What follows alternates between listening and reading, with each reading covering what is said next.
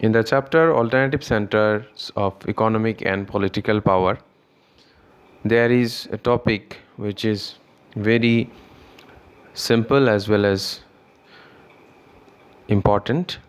India's changing relations with China. India and China are neighboring countries. Before the advent of Western imperialism, these two countries were great powers in Asia and were termed as great civilizations of the East. If we see the history of China, we can also take the example that China has its long history as well as culture like India. Mongolia, Korea, India, China, Tibet more or less has a great culture as well as history in the Asian region. A look at China's long history points out that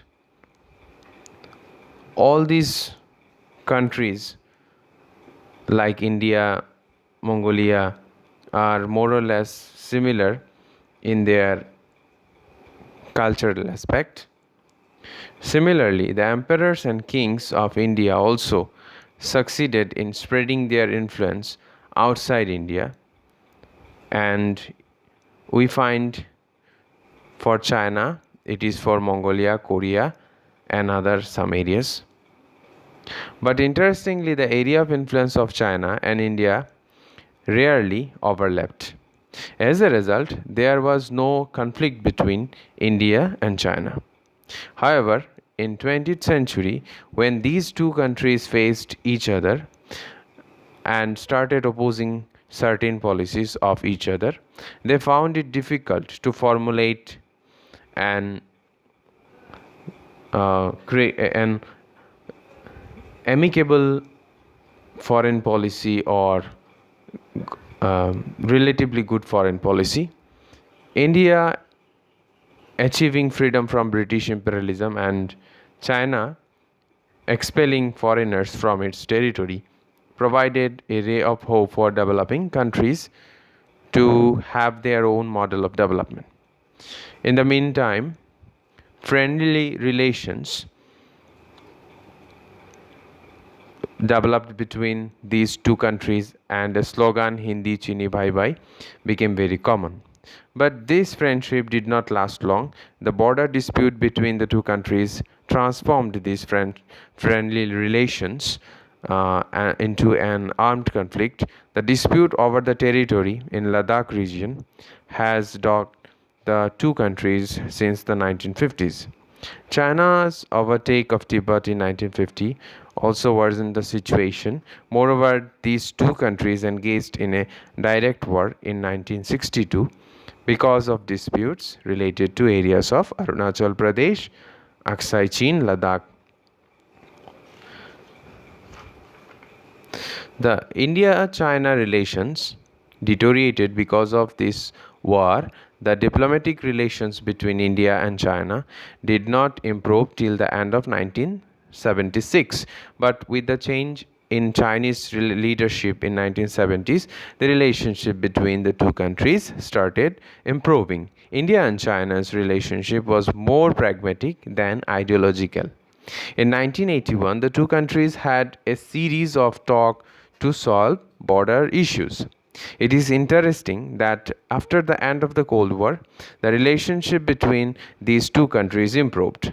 Their relations now have both strategic and economic aspects. These two countries are emerging powers in world politics, economic aspects, as well as in other areas. These two countries are engaging power in different fields and play a crucial role in shaping and sharing political and economy aspects. We can mention that India's Prime Minister Rajiv Gandhi visited China in 1988 to further improve Indo-China relationship.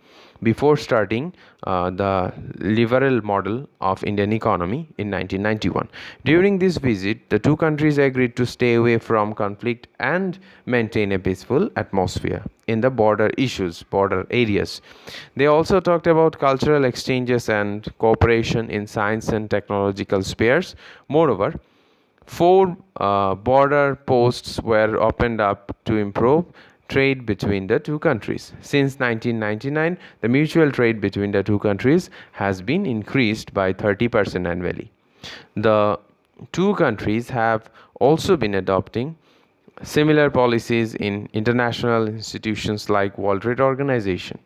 The 1998 nuclear tests of India did not threaten China or affect the Indo-China relations, but China's technological support to Pakistan's nuclear program and military relations with Myanmar and Bangladesh has affected India's position in South Asia. Chinese Premier Lai visited India in 2013. During his visit, the two sides discussed trade ties and other bilateral issues and signed 8 agreements. India is already one of the China is already one of the India's top trading partner, and both countries have already agreed a new $100 billion bilateral trade target for 2015. But just after his return, the relationship again became bitter on the issues of Arunachal Pradesh and dam on Brahmaputra River. However, even this worsen relationship, some areas are frequently visible where both the countries tries to develop their relationship, improve the communication networks, common economic interest, cultural global concerns. Also, in some other areas, even China welcomed India's various small technical support and also provided their support in various areas to make India more developed in technological areas. In recent times, some popular companies entered in India, and they are also giving importance to Indian market as well as developing their products based on the Indian system. Although it will give two side the power of making profit and establishing economic benefits. India China relations was very cordial till the outbreak of hostilities between two in 1962. India was one of the first countries to establish diplomatic relations with the Red government of China. India pleaded Chinese case for membership to the UN and even acknowledged her uh, importance in different fields. The two countries adopted the famous Panchshila Agreement.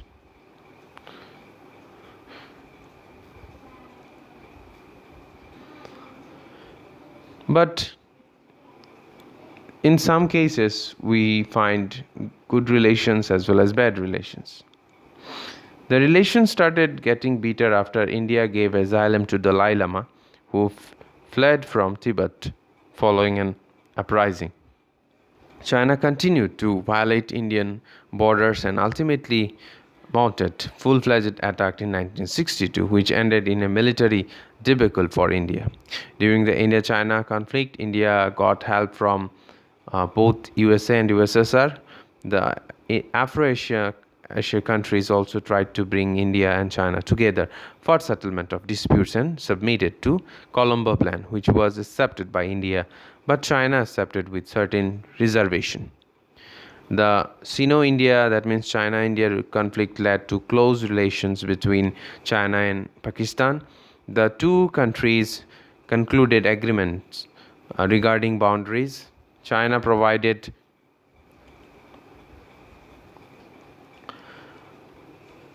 Pakistan with a huge financial and military assistance during the Indo-Pak conflict of 1965 and 1971. China condemned India as aggressor and supported the cause of Pakistan.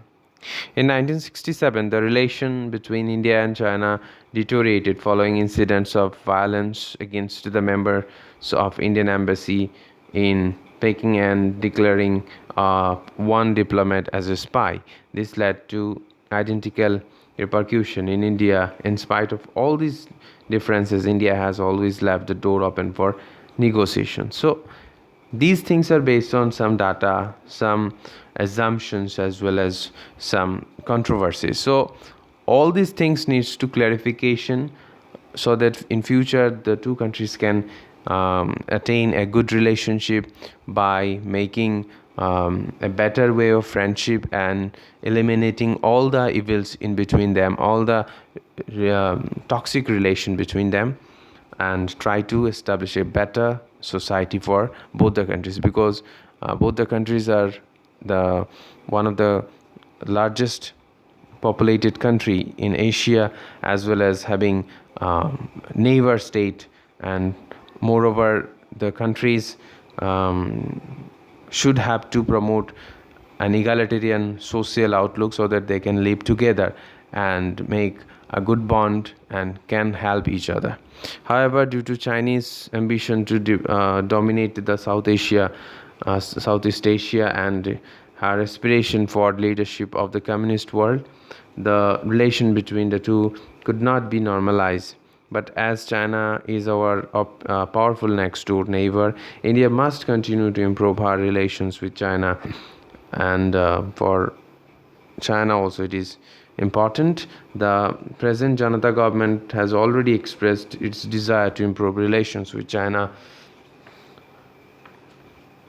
so that there will be a better systematic future for both the states, for not only in political, economic spheres, but also in the aspect of citizens' life, rights, and other things. So that's all for today's class.